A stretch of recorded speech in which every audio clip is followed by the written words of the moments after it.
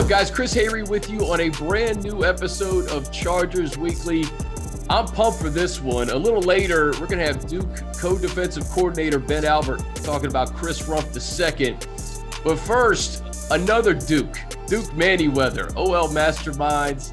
What do we got? StrikeLeverageDriveFinish.com. I just saw the website up, Duke. How you doing, man? Doing well, Chris. Glad to be back. Time flies. Seemed like we were just talking last week, but I guess it's been over a month now. It's been over a month, and that conversation we had was through a film room. You were breaking down some of the free agents that the Chargers acquired. Corey Linsley, Oday Aboushi, Matt Filer. We briefly touched on Rashawn Slater, but I think after we taped that, you and I had the conversation that there was no way Rashawn Slater was getting outside the top 10 to the Chargers. The year before, the Chargers stuck at 6, got Justin Herbert. They stuck at 13, and a lot of people think they got maybe the best tackle in the draft. Yeah, absolutely. We did have that conversation.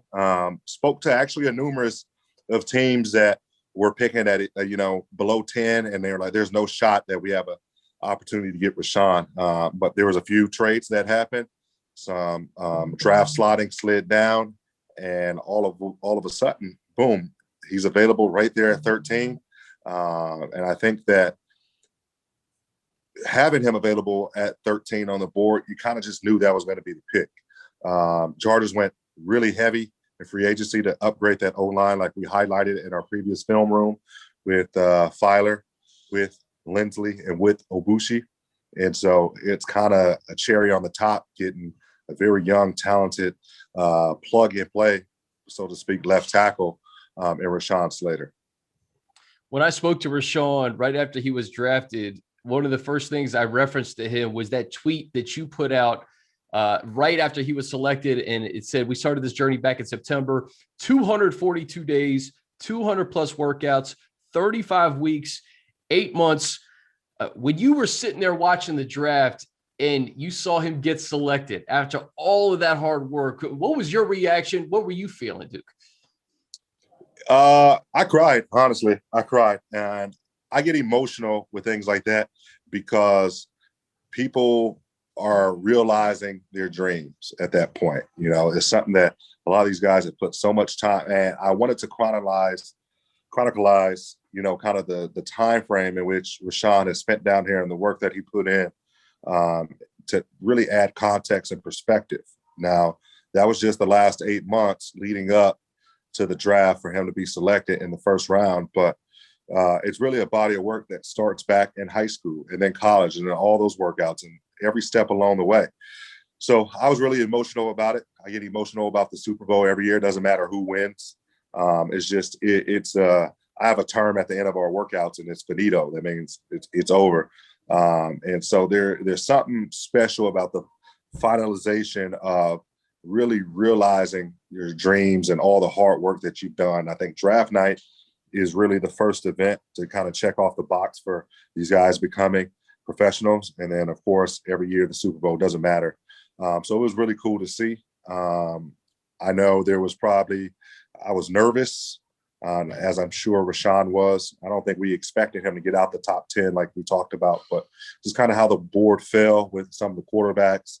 And then, many people thought that Dallas potentially was going to grab him.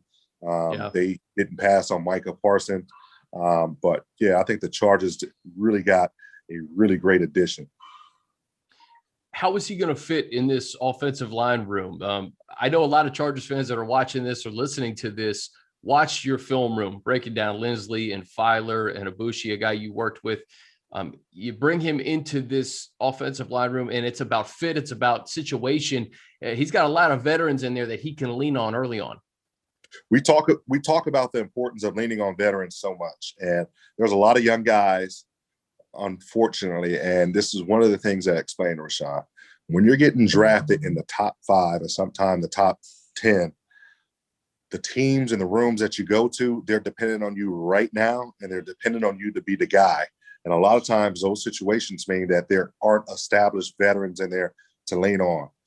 He's got a lot of experience on that starting offensive line. Brian Balaga, when he's one of the best right tackles in the league.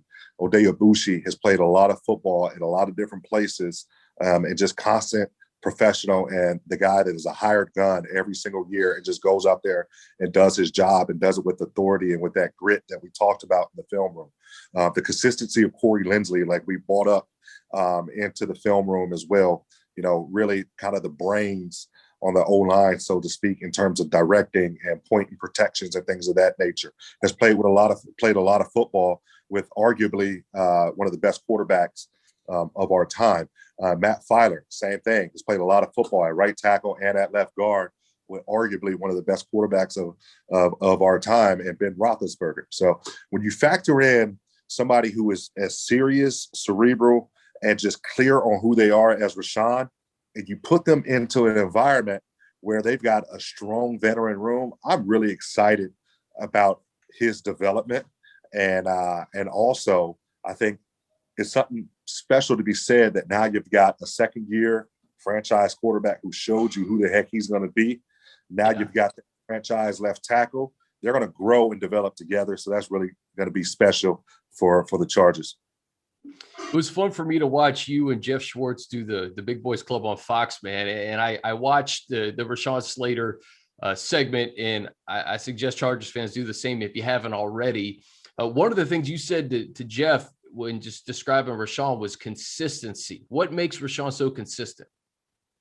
Again, I use the word clear a lot. He's very clear on who he is, his areas of strengths, and he always wants to play into his areas of strengths while working on areas for improvement.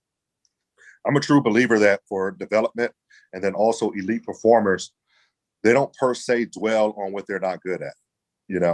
What they do is they try to find their very strength wheelhouse and will that and develop and mold that in to really cover up areas for improvement. So I think what Rashawn already has a leg up on what a lot of rookies are is he's around a lot of veterans out here training, but he understands who he is. He understands what he needed to clean up to even get to this point, which we've already addressed.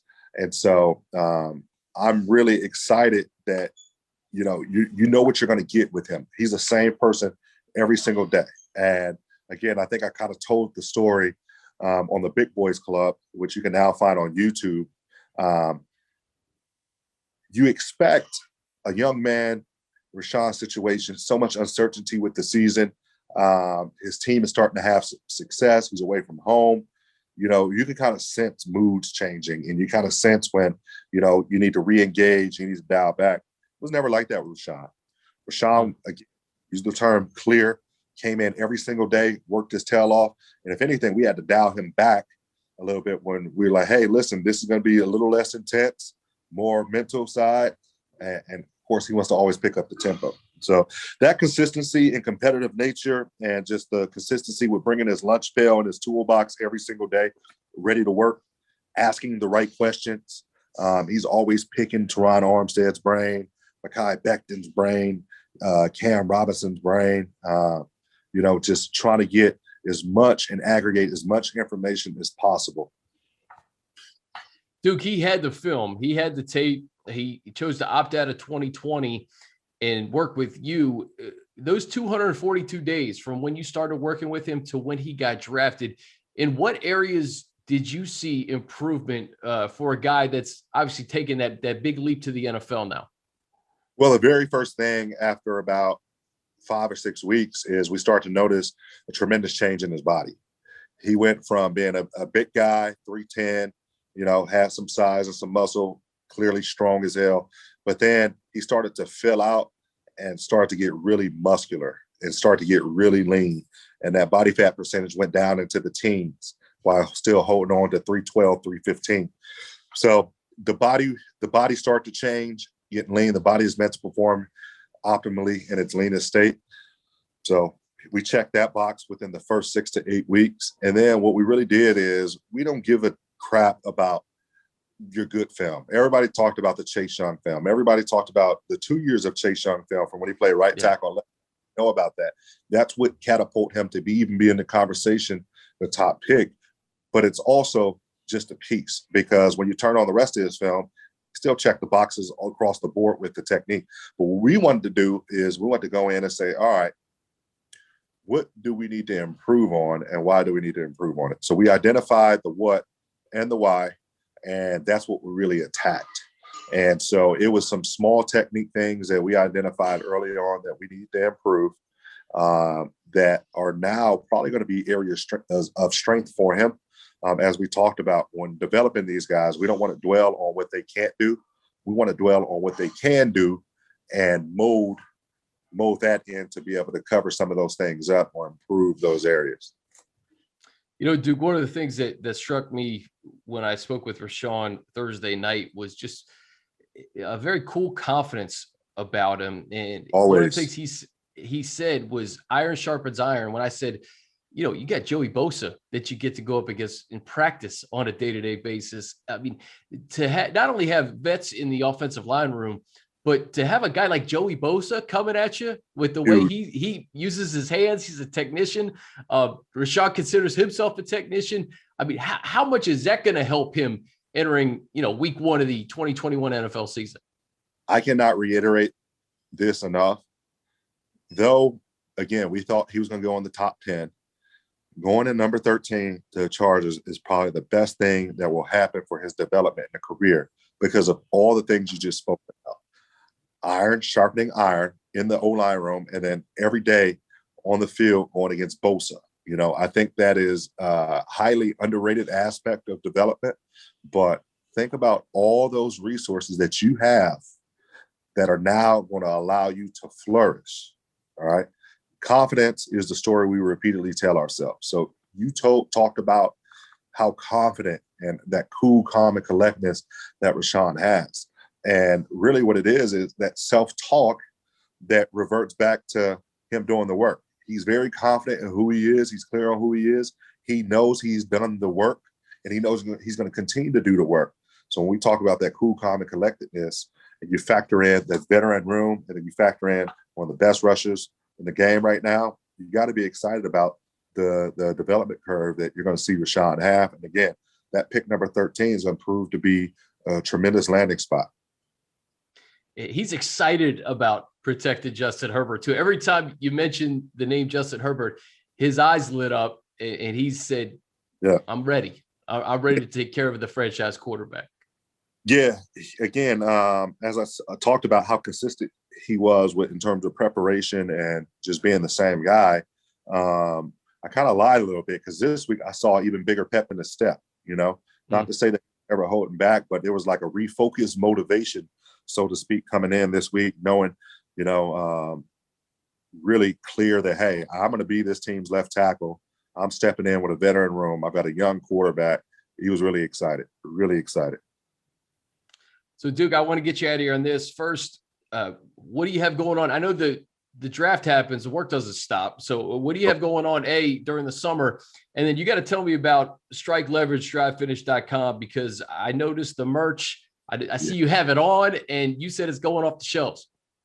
Man, yeah, we launched strikeleveragedrivefinish.com back in November, kind of in unison with our O-line mastermind piece that was highlighted on NFL Network and NFL Films. And it's done really well, consistently. Everybody loves the quality of the merchandise. There's a lot of different options, all sizes. We just added a women's Nike Crew crop top on there. Nice.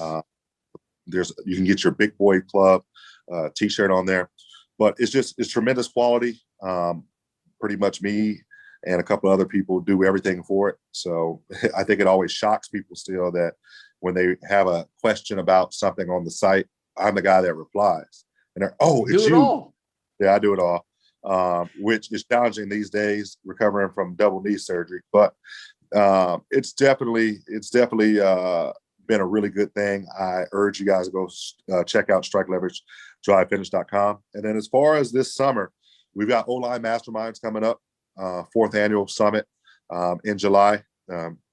Continue to be on the lookout for more Big Boy Club content that will potentially be on Fox Sports, but will also be on all their social media outlets. So YouTube, Instagram, Twitter. I mean, it's just tremendous content. I mean, you're not going to be able to get this level of content anywhere else, and it's for free. So definitely check out all the Big Boys Club content. I mean, we really peeled back the curtain, and all you're really seeing is what we do every single day. There's nothing glitz or glamour about, the production of it in terms of like staged. I mean, you're getting a really authentic deep dive into a day in the life. So that's really cool. We've got the Final Five Academy coming up, and that'll be here in Frisco, Texas. The Final Five Academy, if you go to final5lineman.com, and that is for high school O-linemen and coaches. We love to have coaches involved in that. It's almost like a mini O-line mastermind, but at the high school level. There will be limited spots, but final5lineman.com, you can check that out. And of course, all the social media stuff. So, Chris, the draft is over, but the work continues always. The work never stops. Dude, I can't tell you how much of a treat it's been to have you a part of doing our film rooms and giving us insight on Rashawn the last couple of months, man. It's been awesome insight. You're the best. Next step, we got to see you in LA at SoFi Stadium at some point. We got to make that happen. So we joked and we teased about that as we broke our film room last time. But now, I mean, it's pretty evident that I'm gonna be it's around. Real. Yeah, I'm gonna be around. I'm It's gonna be real. around. My parents are happy about that. Them still being Southern California based. So we'll see you soon. Next stop, we'll do this in person. Duke Manyweather, man. Thank you. Continue to get better in your recovery, and we'll see you in the fall. Chris, we'll see you soon. Talk sooner. Won the fourth round, number 118 overall. The Chargers selected defensive end Chris Rumph II. My next guest is Duke co-defensive coordinator Ben Albert, who tells us much more about the two-time All-ACC selection. Why don't you do this? Take me back to last Saturday when you were watching the draft and Chris got selected. Well, it was a very exciting time for everyone here at Duke. Chris has worked really hard, over the years to get to where he is right now. And we're all excited for him, excited for his family and everyone that has had a part in his development over the years here at Duke. Coach Albert, what are the Chargers getting in Chris as a player and a person? Well, first of all, as a person, you're getting a first-class young man who's going to be the face of the organization. He's going to be a tremendous teammate. He's going to be a tremendous leader. He's going to be someone that's going to be early, and he's going to stay late. He's going to do everything he can to maximize himself as a football player. And, you're getting someone that's going to do whatever it takes to help the organization get to where they want to be, which is to be Super Bowl champions.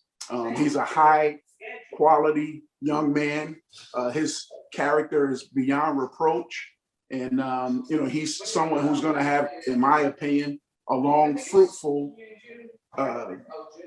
career in the NFL. Coach, I look at the last 2 years, all ACC selection, that jump from 2018 to 2019. What did you notice about Chris's game that allowed him to kind of take that leap and to be one of the best defensive players in the ACC?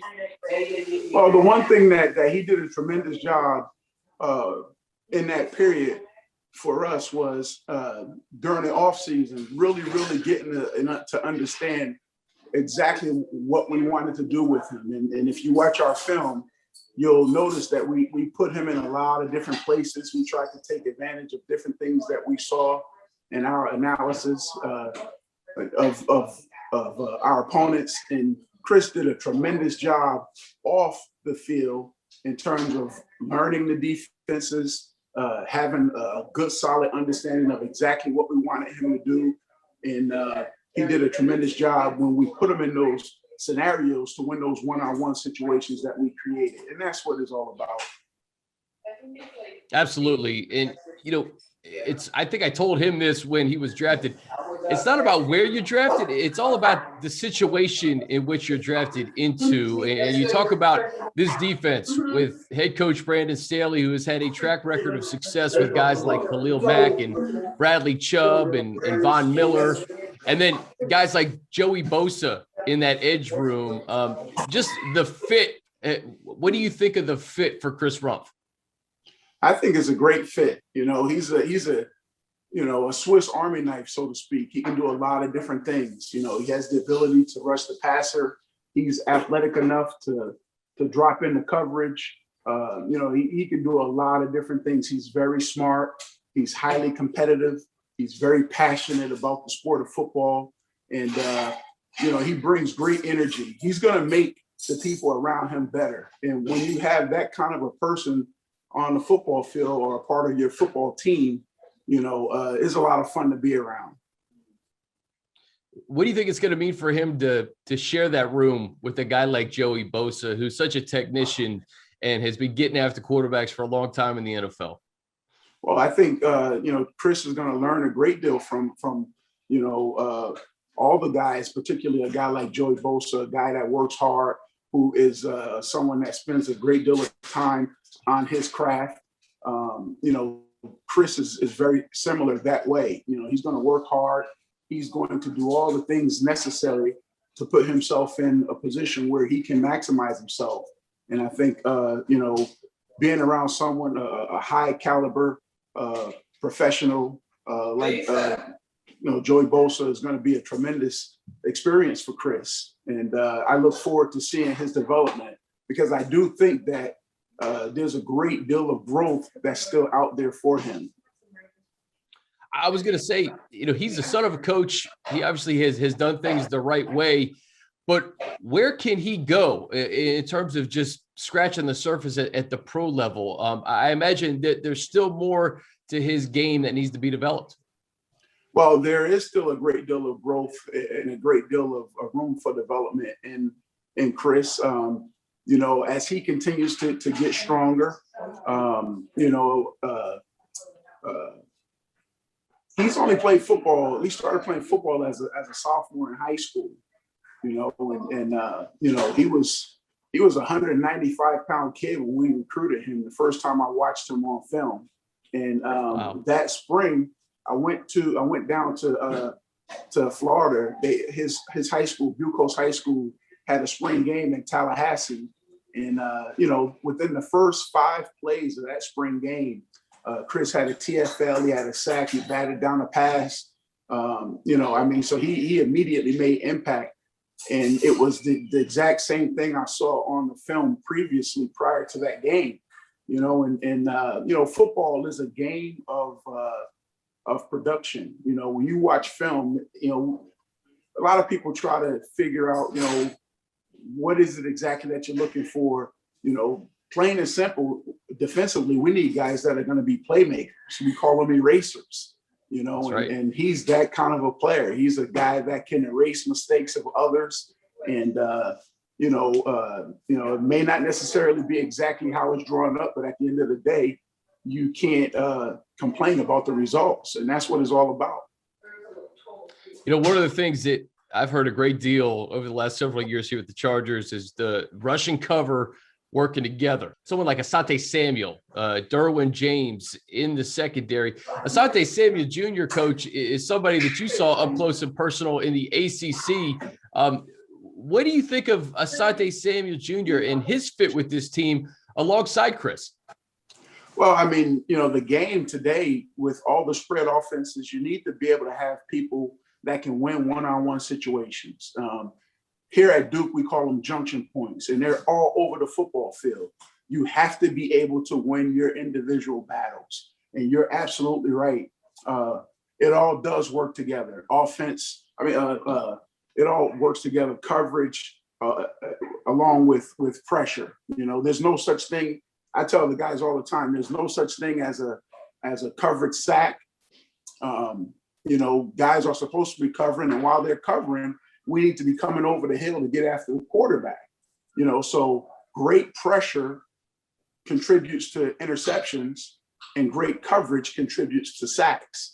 So it all works together. We talk about it takes all 11 to be a great defense. And when you talk about the likes of a Joey Bosa and Asante Samuels, and now Chris Rumph, those are guys that can win those individual battles that we as coaches try to create and manufacture. So I think it's going to be an exciting defense in the future for the Chargers organization. And Coach, last thing for you, I'd be remiss if I didn't ask this either, because I was looking at the game last night between Duke and Northwestern in 2018. I think you guys won 21-7. But another player that the Chargers drafted, Rashawn Slater, you had to game plan against that guy in 2018. What was it like game planning against him then? And what are the Chargers getting in Rashawn Slater in 2021? Well, I tell you what, it's amazing to see the development of Chris and to see the development of Rashawn over the last couple of years and where they are. And, I think both of those guys are going to be tremendous assets to the organization. He's a big, strong, athletic kid that's capable of handling himself. And, we talked about winning those one-on-one battles. In order to be successful offensively, you have to be able to do the exact same thing. So, you guys, I believe you guys had a great deal of success in terms of the type of people that you're bringing in. You're bringing in people who are going to be able to win those junction points that we talked about and that we mentioned earlier. So I'm excited to watch. I bet you are. We're excited to have Chris on the West Coast. Co-defensive coordinator Ben Albert of Duke. It's such a pleasure spending some time with you, and we can't wait to hopefully see you at SoFi Stadium at some point. Why don't you take in a game in person after Duke season, or if you have a bye week, we'd love to have you. I would love to come out to sunny Los Angeles and see you guys compete live. It would be a great pleasure. All right, Coach. Thanks so much for the time. Thank you. Take care.